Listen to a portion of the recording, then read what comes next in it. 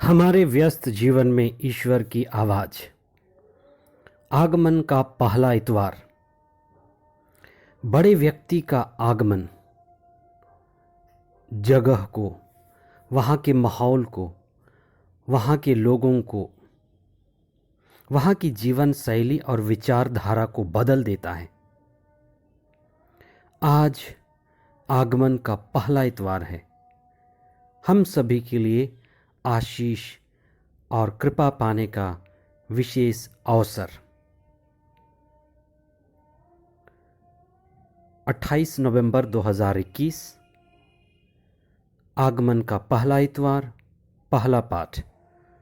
नबी यिर्मयाह का ग्रंथ अध्याय 33 पद संख्याएं 14 से 16 तक। दूसरा पाठ थिस्सलुनीकियों के नाम संत पौलुस का पत्र अध्याय 3 पद संख्याएं 12 और उसके आगे अध्याय 4 पद संख्याएं 1 और 2।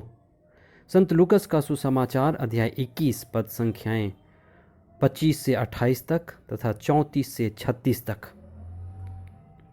जैसे इस्राएली जनता बड़े सवेरे उठकर मन्ना इकट्ठा करती थी और उसका पूरे दिन उपयोग करती थी, उसी तरह आगमन का समय हमारे लिए एक सुनहरा और अच्छा मौका है, जब हम अपने लिए कृपा रूपी मन्ना, आशीष और ईश्वर के वरदान ग्रहण करते हैं। जब एक चिड़िया आकाश में उड़ती है तो खुले आकाश और अनंत आसमान को शोभायमान करती है, क्योंकि वह खुले आकाश में उड़ने के लिए बनाई गई है। जब एक पक्षी उड़ जाती है तब उसके पक्षी होने का सपना और कार्य पूरा हो जाता है।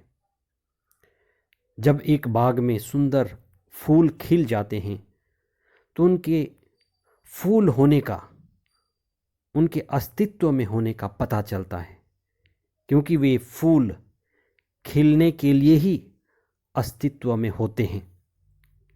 एक तितली है, लेकिन वह उड़ नहीं पाती, विकलांग है। बस उसके पंख हिलते हैं, रेंगती है, लेकिन उड़ने में असमर्थ है। क्या कहेंगे आप इस तितली के बारे में? बस वह अधूरी ही तितली रहेगी, सपने देखेगी, लेकिन उड़ान नहीं भर पाएगी। तो उसके तितली होने का मकसद अधूरा ही रह जाएगा।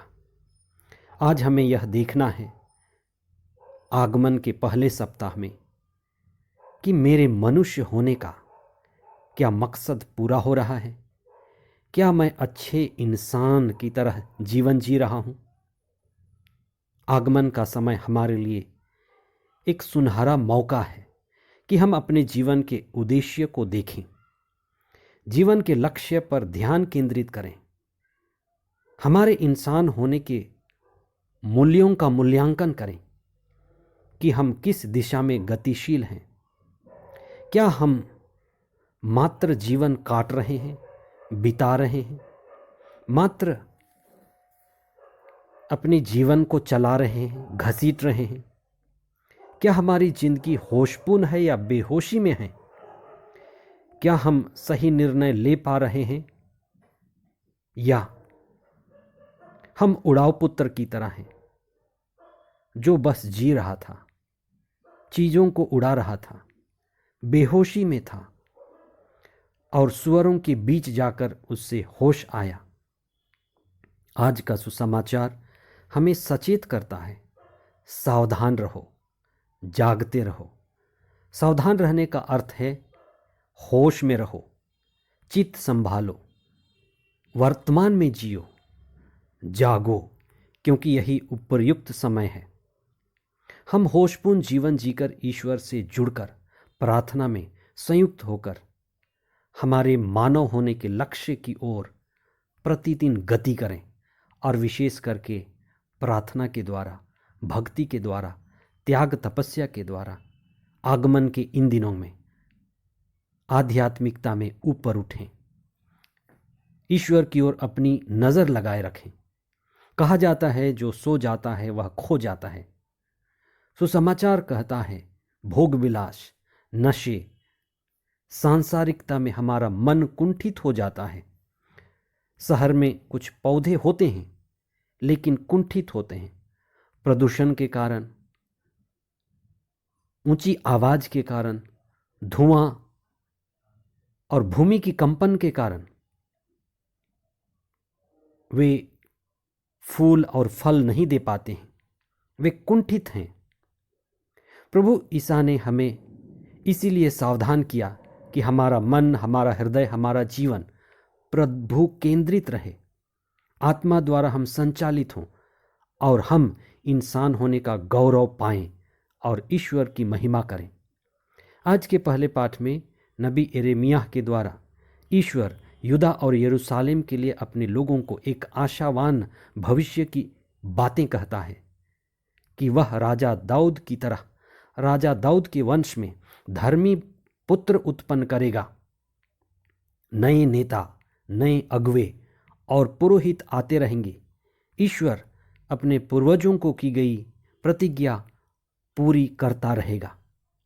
दूसरे पाठ में संत पौलुस कहते हैं कि हमारा प्रेम सच्चे रूप में सभी मनुष्यों के लिए और सारी सृष्टि के लिए उमड़ता रहे। हम सभी के साथ प्रेम भावना बनाए रखें और विशेष करके इस आगमन के समय उनके लिए विशेष प्रार्थना करें जिनको हम प्यार नहीं कर पाते, जिनके साथ हमारी शत्रुता है। हमारे हृदय को सभी के लिए खोल दें, हृदय की असली प्यास को जानें और हृदय को ईश्वर की ओर अभिमुख करें।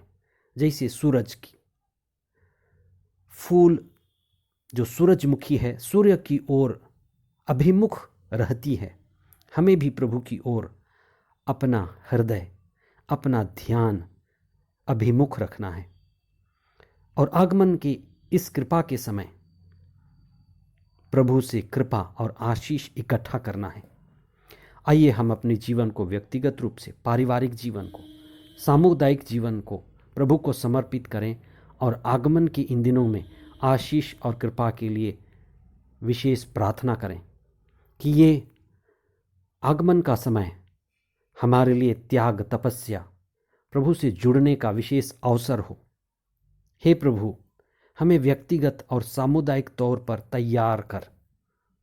तेरी कृपा हम पर आवे, हम तेरे दिव्य वचनों को सुने और तेरी ओर प्रतिदिन आगे बढ़ें।